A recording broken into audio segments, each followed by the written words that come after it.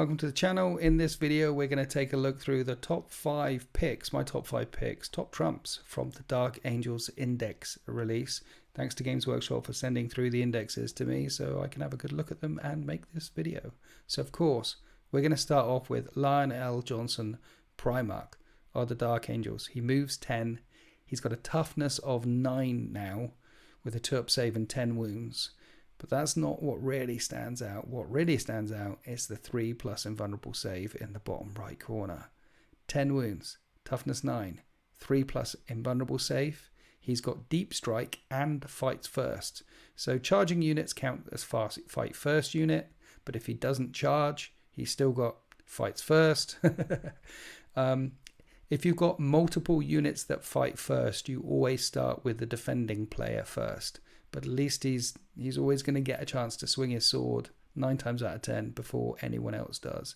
And his sword has 8 attacks, hitting on 2s, strength 12, -4, 4 damage, or 16 attacks, hitting on 2s, strength 6, -3, 2 damage. You pick one of these types of strikes. If you want to kill infantry, strength 6, -3, 2 damage, 16 times. If you want to kill bigger things, 8 times at strength 12, -4, 4 damage. The anti-tank version has lethal hits, so 6 is to hit, auto wound, and the anti-infantry version has sustained hits, so 6 is explode. So he's got a weapon to take on the Swarm Lord or a weapon to take on a whole unit of 10 Marines. With his 3-up invulnerable save, he won't be going away anytime soon. He can't attach to units, but he does have the Dark Angel's Bodyguard rule, which means so long as he's within range of any Adeptus Astartes infantry from whatever chapter, he has the Lone Operative ability, which means he cannot be targeted in the shooting phase by units more than 12 inches away. So in turn 1, turn 2, as he moves up the board within 3 inches of any Adeptus Astartes infantry unit, he's going to be absolutely fine. And then he'll break forward and murder stuff in close combat. And with his 3-up invulnerable save, he's going to be very, very hard to kill. He's also got the Emperor's Shield.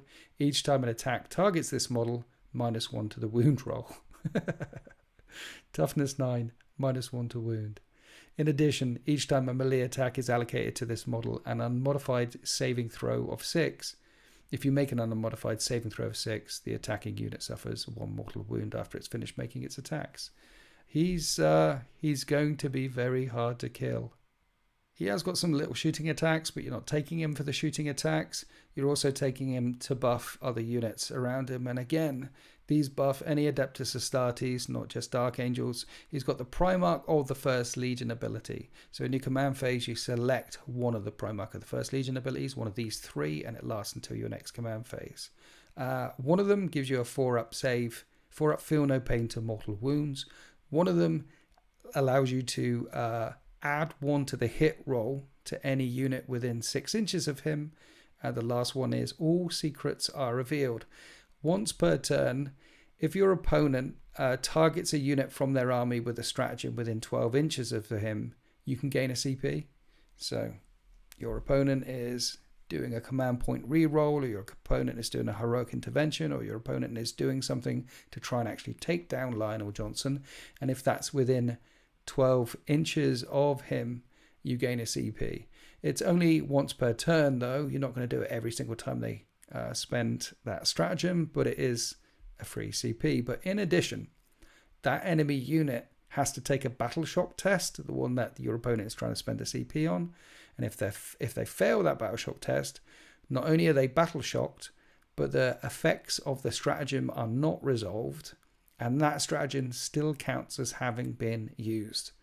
It's a nice little sting in the tail there. I'm not sure how often your opponent will fail that battle shock test. It will come up every now and then, and it will cost them a CP, but you're mainly doing it to gain CP by yourself, for yourself. It's interesting that Lionel Johnson doesn't have an ability just to re-roll hit rolls of 1 within 6 inches. His add 1 to the hit roll within 6 inches is only in melee. So he's definitely a character that you want to send flying up there to do some damage to get that add 1 to the hit roll within 6 inches. And with a 3-up invulnerable save and -1 to wound him, he's going to be around for a very long time. If you want to get CP betterer, then you're going to bring along Azrael, because if you've got Azrael, Supreme Grandmaster of the Dark Angels, at the start of your command phase, you just gain an extra CP. Azrael is your easier go-to command point farm. And models, while he's leading a unit, weapons equipped by models in that unit have the sustained hits 1 ability. So 6s explode to any unit that he leads. And the Lion's Helm War Gear ability is still locked in there.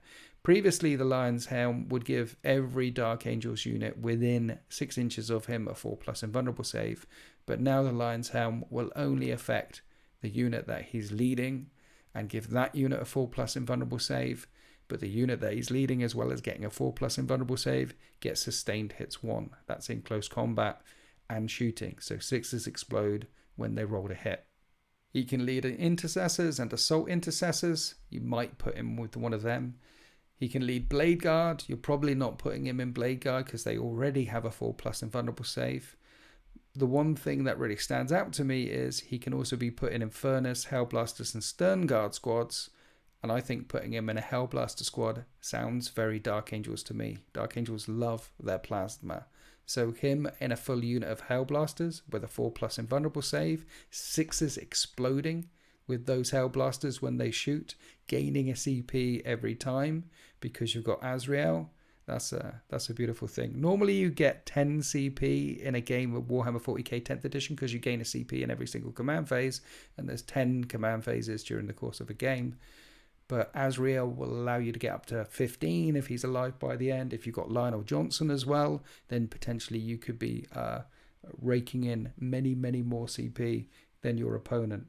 Lionel Johnson must be a warlord if you bring him along, by the way, whereas Azrael doesn't have that but he doesn't have to be a warlord.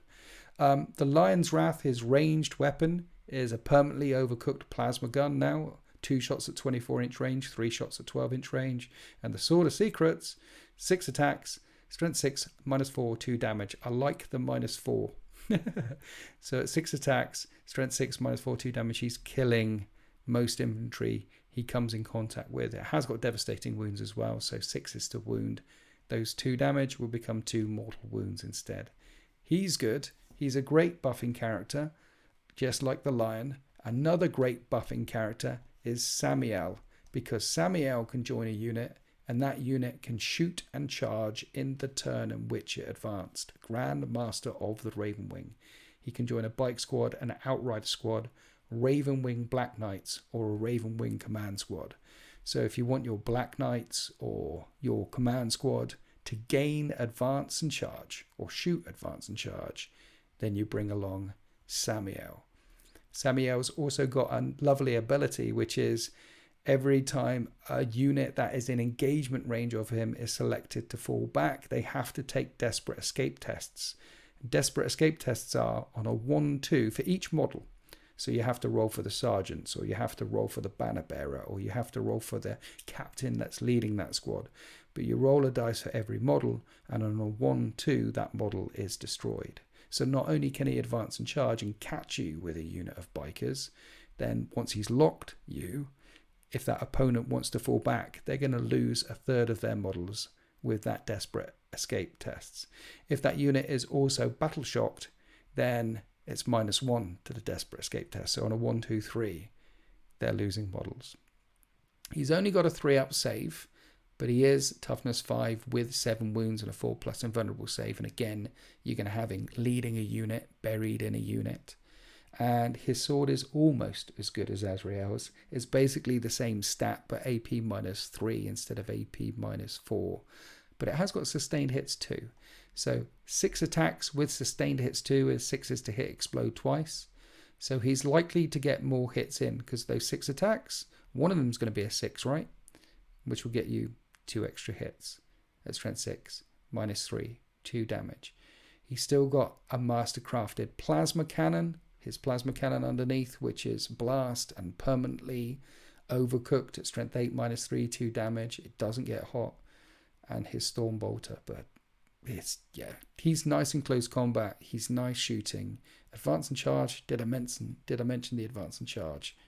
I mean, I haven't got Samael and some Outriders, and immediately after reading it, I was thinking, like, I need Samael with a unit of Outriders, not even Black Knights, just something to lock people up and stop them getting away. The Ravenwing Dark Talon, let's take a look at this next. So aircraft start the game in reserves and must come on from turn 2 onwards, unless you stick them in hover mode, and this one you can. And if you stick them in hover mode, they'll start on the battlefield in turn 1, which means they could get shot in turn 1 and die. And I wouldn't want thing getting shot and die. I'd want it to come in turn 2 onwards, because it has a stasis bomb. Once per battle after this model ends a normal move, you can select a unit that it went over, and that unit suffers D3 mortal wounds. And then you roll a dice. That unit cannot advance on a 1, 2, 3 or fall back. On a 4 or 5 or 6, that unit must remain stationary. So let's break this down and say we've got 2 Ravenwing Dark Talons in reserve, and both of them come on in turn 2. If you really want to pin a unit in place, you can fly both of these over that unit you really want to pin in place. That unit will suffer D3 mortal wounds from one of the bombs and D3 mortal wounds from the other one of the bombs, 2 D3 mortal wounds.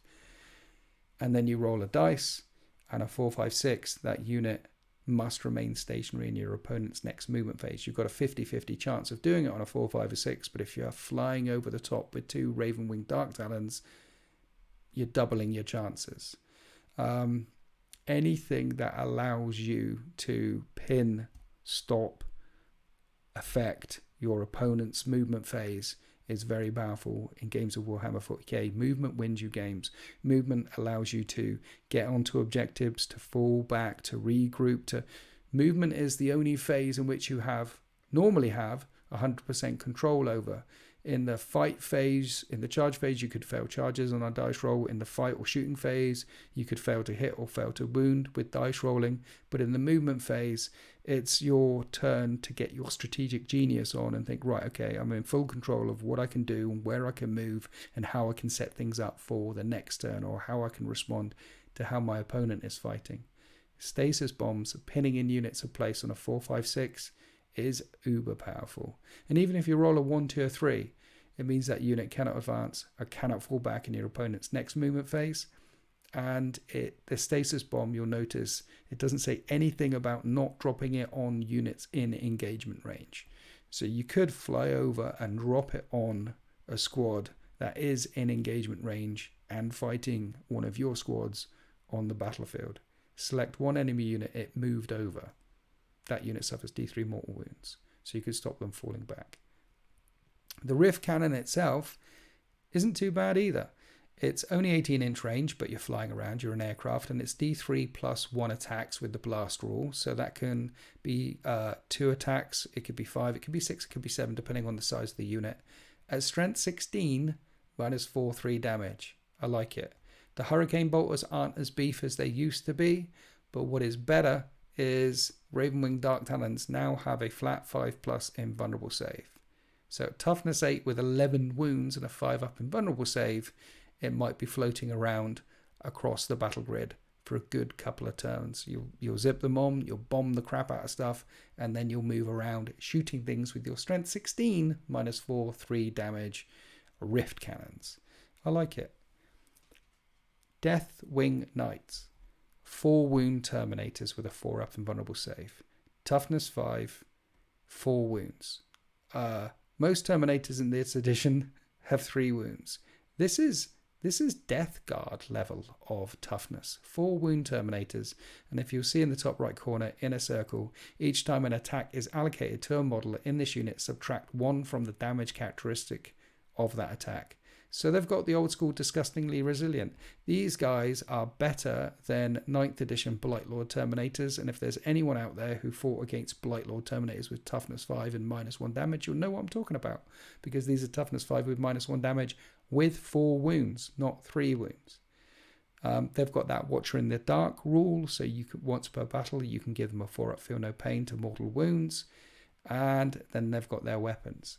The Knight Master has the Flail of the Unforgiven, which is strength 6 minus 2 damage, and all the other guys have got strength 6 minus 1 3 damage.